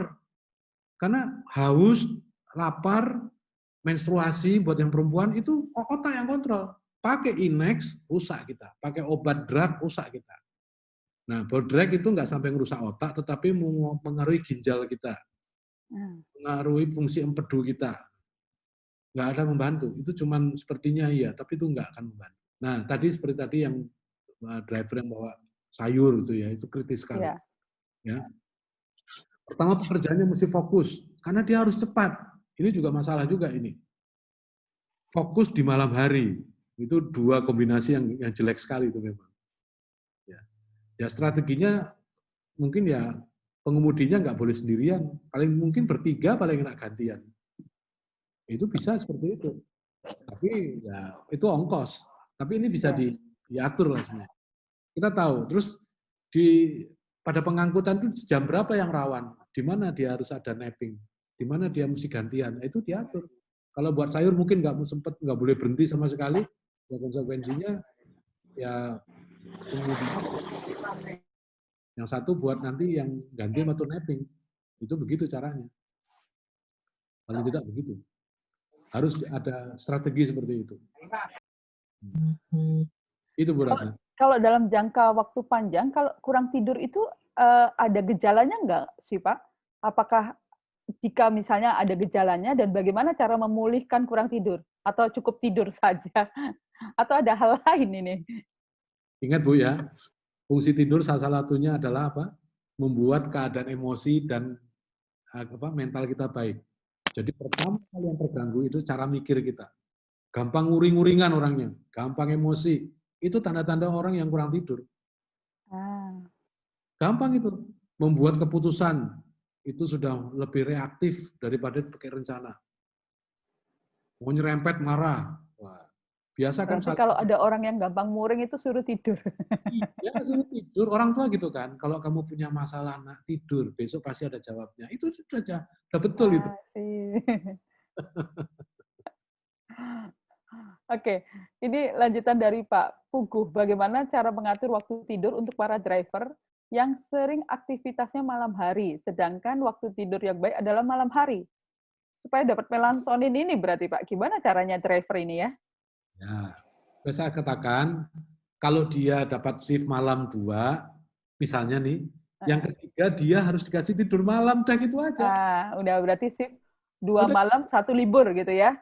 Ya, liburnya harus tidur malam, tapi jangan kemana-mana dia bilangin. Nanti dia malah kemana-mana, malah dangdutan, ya percuma. Oke. Berarti seluruh driver harus tahu nih manfaat melatonin ini ya, tidur malam ini. Sehingga mereka bisa mengatur diri sendiri juga. Ya, Ibu bikin stikernya hormon Dracula, Bu. Setuju, Pak. Nanti saya suruh wartawan bikin berita soal ini. Ya. Dengan hormon Dracula gitu ya. Dracula, ya. Ini ada pertanyaan dari Pak Ari, Pak. Posisi tidur duduk di dalam kabin head truck bila tidak ada double kabin, dampaknya seperti apa setelah driver bangun dari tidurnya? Ya, ini saya jawab aja langsung begini. Nomor 1, tidur di tempat kabin truk atau bis itu bukan tempat tidur yang jelas. Bukan.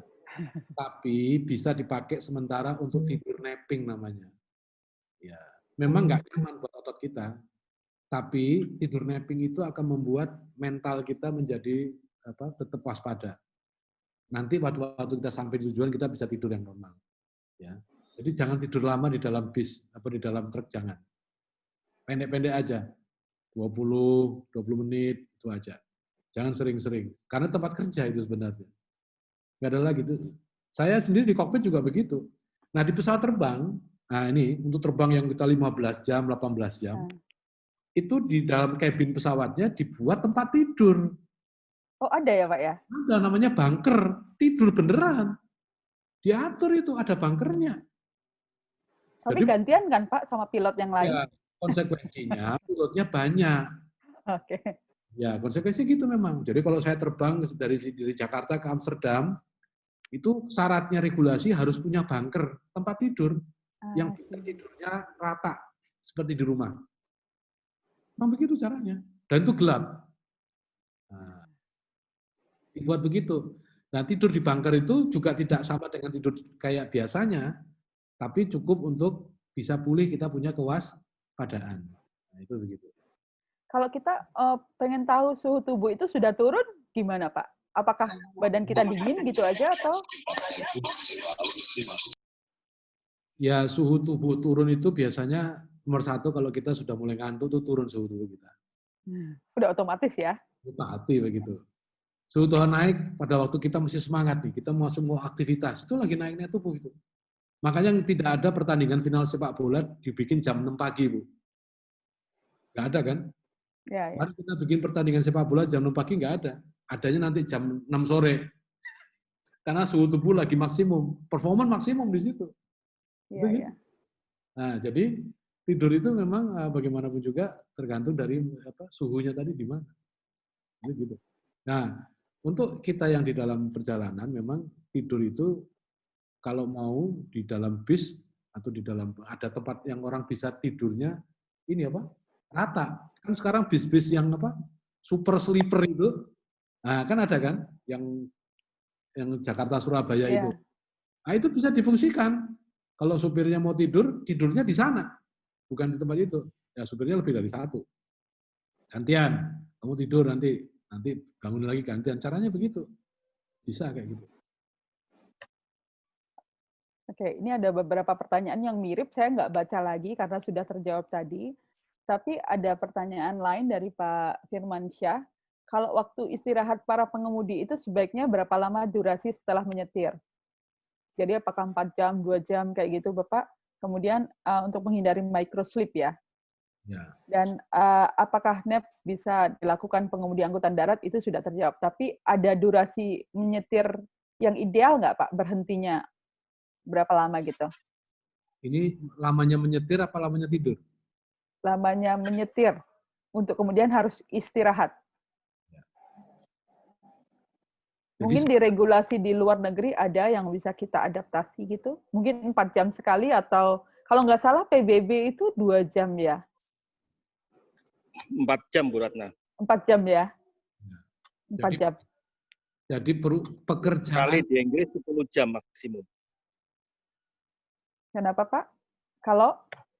Di Inggris, di Australia, pengemudi bis itu boleh maksimum itu 10-12 jam. 10-12 jam ya, dengan jam istirahat 4 jam sekali? Iya. Oke. Kalau dia nggak istirahat, dia di penalti. Oke, iya. Saya semalam itu juga dengar bahwa di Indonesia itu sudah ada aplikasi untuk supir truk, tapi itu ditambang sih. Jadi kalau dia nggak istirahat, di-ban. Jadi drivernya nggak bisa nyetir. Itu tapi saya belum dapat tahu ya. Nanti saya coba cari tahu soal aplikasi itu.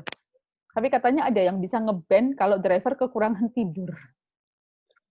Itu menarik itu punya juga. Patra Niaga juga gitu, Bu. Jadi mereka smart drive smart key pakai jempolnya. Iya. Nanti kalau sudah lebih dari jam, mobilnya nggak mau di-start. Otomatis ya, Pak ya? Otomatis, punyanya Patra Niaga. Oke. Ya, itu dia pakai pagar begitu bisa. Iya. Aplikasi itu ada, Bu. Di dunia penerbangan juga kita pakai aplikasi itu. Bahkan aplikasinya kita tahu, saya tuh mulai lelah jam berapa, ada semuanya. Itu scientific. Bisa dilihat, bisa dipakai.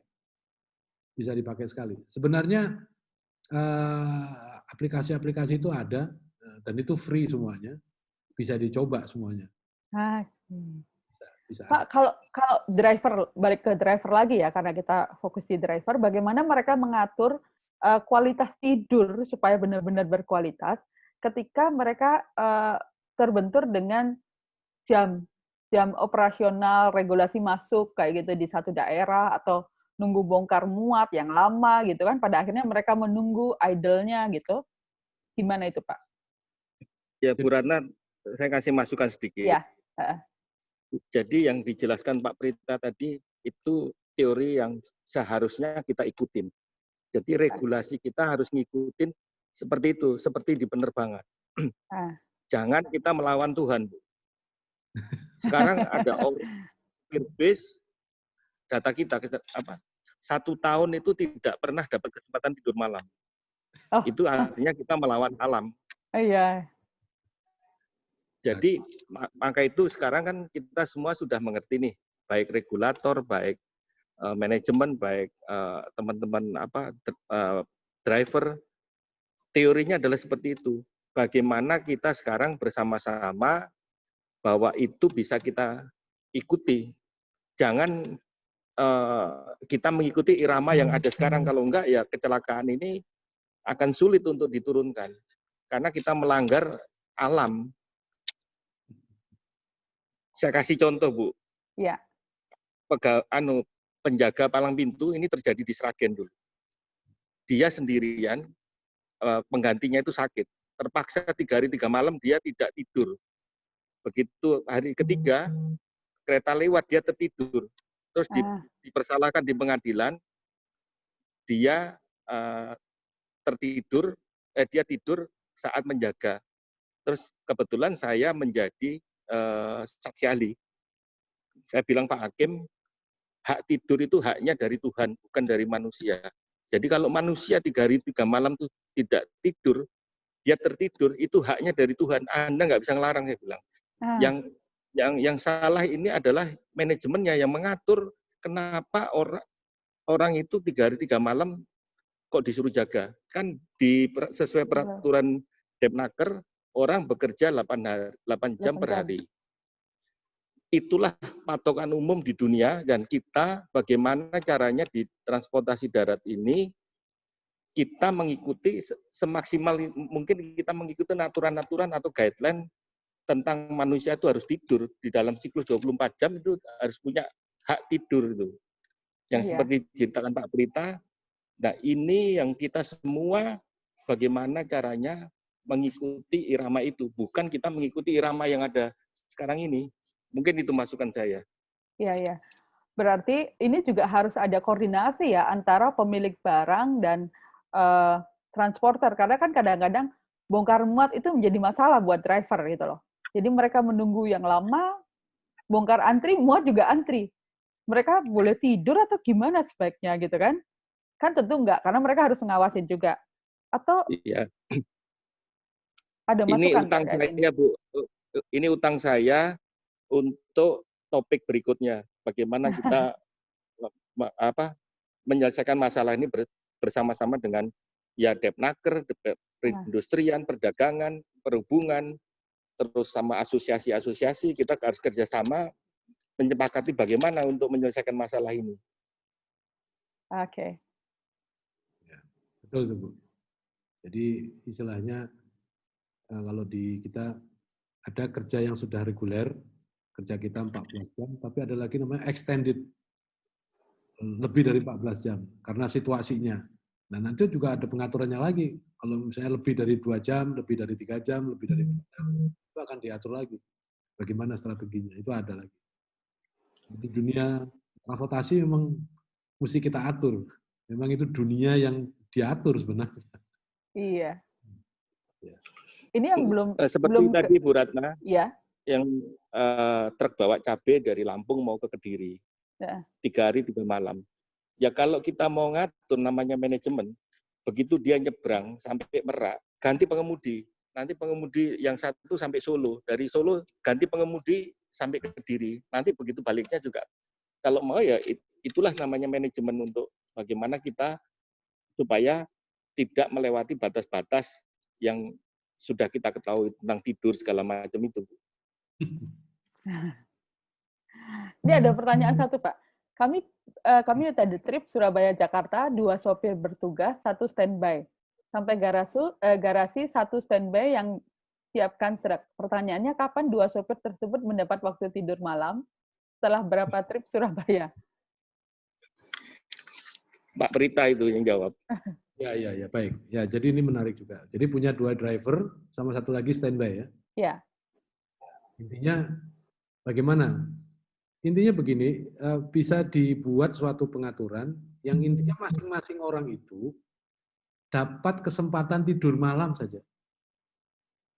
Oke, berarti intinya adalah setiap orang harus mendapat kesempatan tidur malam ya, Pak ya? Betul. Ya, rumus yang paling umum di dunia transportasi, kalau sudah 2 kali shift malam, yang ketiganya harus tidur malam, udah gitu aja. Itu paling umum, itu paling basic begitu modelnya. Nah, jadi kalau dia harus berturut-turut ya berturut-turut kerja malam, maka yang ketiganya di hari ketiga tugasnya dia harus mendapatkan tidur malam. Nah, itu pengaturan sebenarnya. Sehingga semuanya pasti dapat kesempatan tidur malam akhirnya. Tidak waktu yang sama, bergantian semua. Itu gitu. Bisa diatur itu. Itu ada banyak softwarenya untuk mengatur itu bagaimana ada. Dan itu free. Di internet banyak itu, bisa dicari, bisa lah. Lalu kita aja sendiri bisa.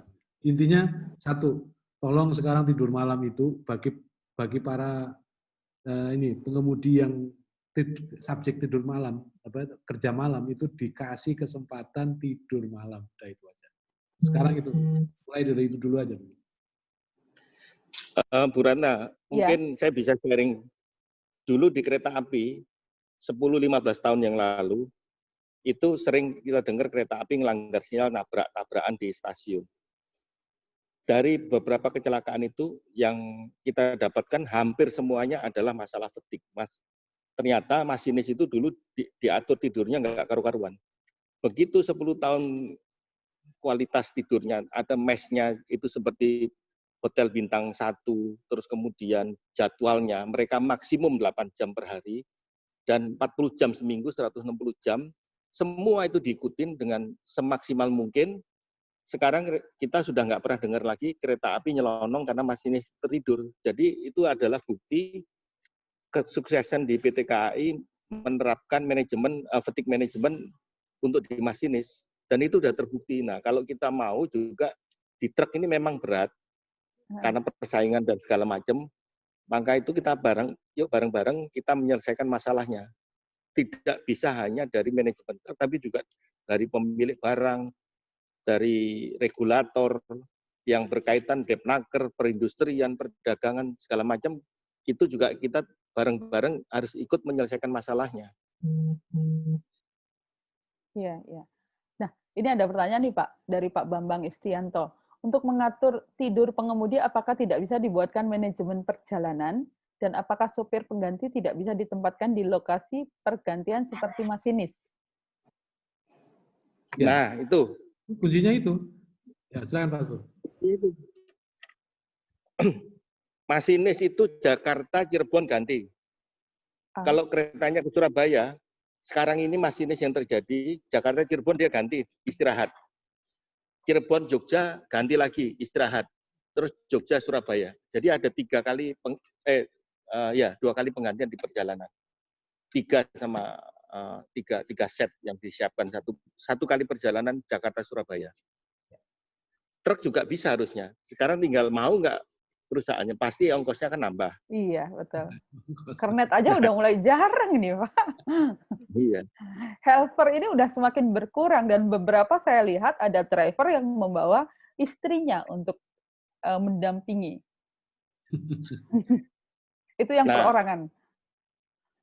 Ini juga kenapa KNKT mengeluarkan rekomendasi kepada Kementerian Pariwisata, kepada Gubernur, kepada Wali Kota, dan Bupati yang tempat-tempat daerahnya sebagai tujuan wisata agar menyediakan tempat istirahat bagi pengemudi khusus untuk bis pariwisata. Karena kita melihat, kita nggak sadar, kita bareng-bareng wisata ke Jogja. Kita di drop di hotel, pengemudinya entah keluyuran ke alun-alun, dia tidur di bagasi bis. Di mana tadi Pak Prita ngomong bahwa bis itu bukan tempat tidur. Tempat tidurnya adalah ya di hotel, di mes yang dia bisa rebahan, rileks.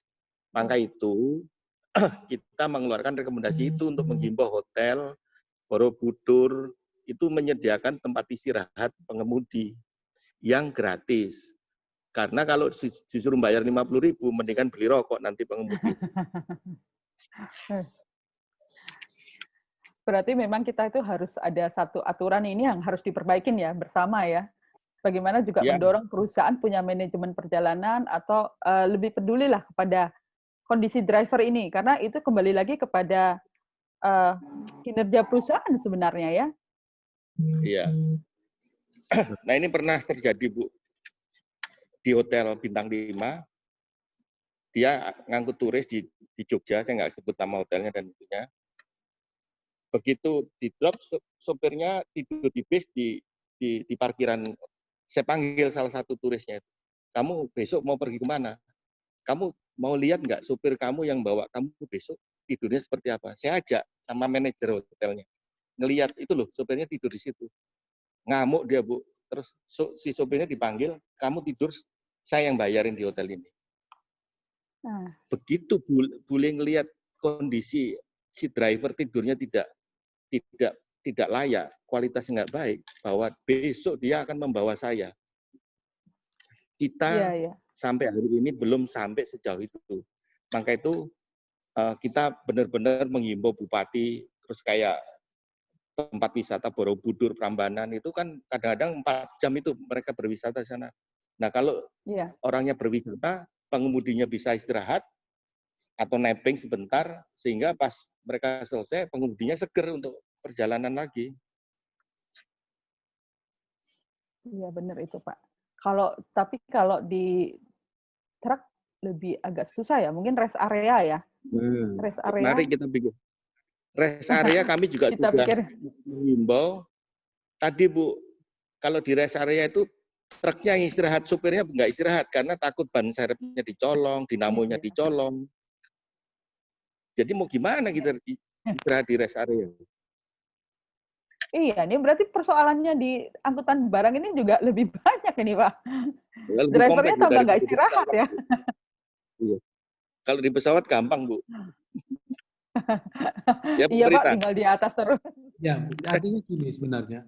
Kalau mau diatur, direncanakan itu bisa. Dan itu tidak mahal sebenarnya. Itu perencanaan sebenarnya kata kuncinya. Iya, iya. Itu kata kunci perencanaan. Kita termasuk bangsa yang kurang punya rencana nih sebenarnya, terus terang aja. Kita reaktif. Ya gitu-gitu. Nah, kalau kita punya rencana, dalam jangka panjangnya akan lebih murah sebenarnya begitu. Dan untuk berencana itu memang kita mesti bareng-bareng. Sektor ini, transportasi ini banyak yang terkait stakeholder-nya. Jadi nggak bisa lihat dari satu sisi, semua bicara sama, nah itu bisa. Bisa sekali sebenarnya. Kemudian diatur, itu prinsip-prinsip supaya semua ada semua. Bisa sekali. Bisa sekali. Mungkin sebagai masukan Pak Prita, ya. Kalau di udara itu single accountable-nya jelas, Dirjen Perhubungan Udara, titik. Jadi Dirjen Perhubungan Udara itu akan mengkoordinasikan kepada semua yang berkaitan. Jadi airline ataupun tempat perawatan, kita senternya cuma satu, Dirjen Perhubungan Udara. Nah kalau di darat itu accountable-nya banyak Pak, jadi itu yang bikin bingung juga. Persoalannya makin complicated memang. Ya, memang betul aturannya macam-macam memang. Ya di sini memang harus duduk sama, membuat satu aturan bersama sebenarnya, yang disepakati seperti apa, itu begitu. Ya buatlah aturan bersama. Di Indonesia kan sering tuh ada surat keputusan bersama apa itu bisa dibuat. Tapi intinya kalau mau duduk sama-sama lalu membuat yang bersama-sama, saya pikir bisa. Nah kita harus proaktif memang. Nah sekarang dengan seperti begini, kan saya juga punya harapan para pengemudi sekarang ada ilmu lah sedikit, ada pengetahuan sedikit lah mengenai tidur ini. Kalau diajak bicara udah jelas, Pak saya perlu tidur Pak. Kalau enggak nanti saya bisa sakit kanker Pak nanti Pak 10 tahun lagi. Ada. Baru ngomong aja, tetapi intinya orang-orang yang itu semua udah punya pengetahuan. Itu penting sekali. Lebih mudah. Kesadaran itu yang bisa dibangun sebenarnya. Kalau di darat itu banyak yang mesti kita koordinasi, ya memang itu faktanya. Tapi ya mari kita sebar semua nih hal yang penting ini. Oke, kayaknya ini nggak ada pertanyaan lagi karena pertanyaannya juga mirip-mirip sama yang tadi. Tapi saya tidak menyimpulkan kecuali mengingatkan bahwa kita harus mendapatkan hormon Dracula, gitu ya.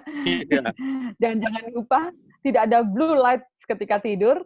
Kalau yang shift 2 malam kerja, semalam wajib tidur, gitu ya, di hari ketiga. Dan semua rangkuman pembicaraan kita, diskusi kita hari ini akan dimuat di truckmed.com. Nanti kita akan baca, saya akan sharing juga. Dan mohon, saya tadi sudah cantumkan link untuk evaluasi dari kegiatan training ini, mohon diisi. Karena yang mengisi itu akan kami, berarti udah terakhir nih, ikut terus kan, berarti akan mendapatkan sertifikat elektronik. Dan kalau tadi daftar online, ada pertanyaan awal, itu pretest sebenarnya. Dan setelah mengisi evaluasi ini, ada post-test ya. Jadi beneran ngikutin nggak nih ya, gitu ya. Jadi ada pertanyaannya nih, ada pretest dan post-test. Baik, saya rasa kita sudah cukup dulu ya Pak. Ya. Pak Prita, Pak Suryanto, kita bisa tutup. Ya, cukup Mbak. Pak, Bapak mau kasih closing statement dulu? Ya, pertama sekali lagi saya ucapkan Trak Magazine dan PT Putra Raja Wali ya. Apa? Iya, Putra Raja Wali Kencana. Putra Raja Wali Kencana atas prakarsanya sehingga KNKT diberi kesempatan untuk sharing bagaimana masalah tidur ini. Dan selanjutnya kami harapkan setelah kita tahu bahwa teori tidur itu adalah seperti itu, kita mari bersama-sama memecahkan persoalan agar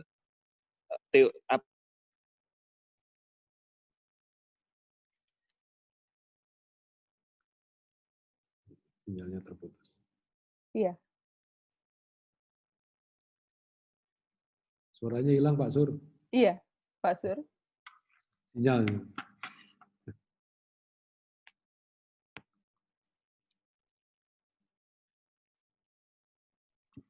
Pak Sur, masih di sana? Pak Suryanto? Ya Mbak. Ya. Mungkin itu yang saya sampaikan tadi. Tadi ada telepon masuk jadi keputus. Oh, jadi terima kasih atas prakarsanya bahwa KNKT diberi kesempatan untuk mensosialisasi atau memberikan training atau memberikan pemahaman mengenai tidur, di mana kita harapkan semua pihak yang terkait bagaimana caranya kita bisa mengimplementasikan masalah tidur ini tidak sederhana. Dan ini yang kita lihat sebagian besar kecelakaan di tol Cipali yang memakan korban terbanyak di dunia karena problemnya adalah kelelahan. Maka itu kami himbau, mari kita bareng-bareng untuk menyelesaikan persoalan ini agar transportasi khususnya di darat ini bisa kita tingkatkan lebih baik. Sekian, terima kasih. Wassalamualaikum warahmatullahi wabarakatuh. Waalaikumsalam warahmatullahi wabarakatuh. Waalaikumsalam. Terima kasih Pak Suryanto dan Pak Prita juga. Sampai ketemu lagi di episode berikutnya ya. Kita dada-dada dulu nih. Nanti kami akan umumkan dan seluruh sertifikat elektronik akan kami kirimkan melalui email yang sudah didaftarkan. Sampai ketemu lagi. Selamat siang. Selamat siang.